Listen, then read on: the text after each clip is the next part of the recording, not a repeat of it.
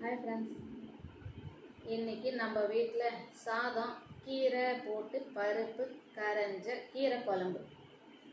இன்றைக்கி பாப்பா என்ன பண்ணாங்க, எனக்கு கீரை குழம்பெல்லாம் வேண்டாம், எனக்கு தயிர் சாதம் போட்டு கொடுங்கன்னாங்க. சரி, நானும் பீன்ஸு போட்டு பொரியல் பண்ணிட்டேன், கீரை பருப்பு கீரையும் கரைஞ்சிட்டேன். எப்படியாவது இட்லியில் தொட்டுன்னு கொஞ்சம் ஊட்டிடலான்னு பார்த்தேன், அது முடியல ஃப்ரெண்ட்ஸ். சரி, இவங்க சாப்பிட மாட்டாங்கன்னு நான் சட்னி தனியாக கொஞ்சோண்டு செஞ்சு தேங்காய் சட்னி பாப்பாவுக்கு கொடுத்தாச்சு. இட்லி எப்படியோ சாப்பிட்டாச்சு. மார்னிங் டிஃபன் வந்து முடிச்சாச்சு.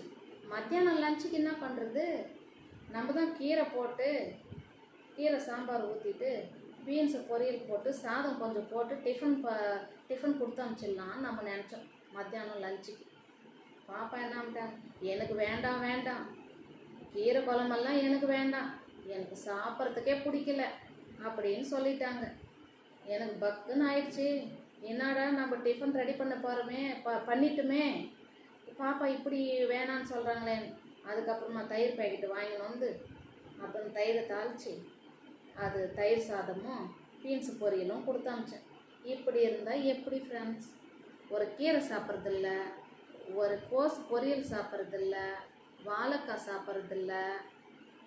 இப்படிலாம் இருந்தால் அப்புறம் எப்படி ஃப்ரெண்ட்ஸ்? ஸ்கூலில் போய் ஃபுல் டே படிச்சுட்டு ஃபுல் டே இருந்துட்டு எப்படி வர்றது?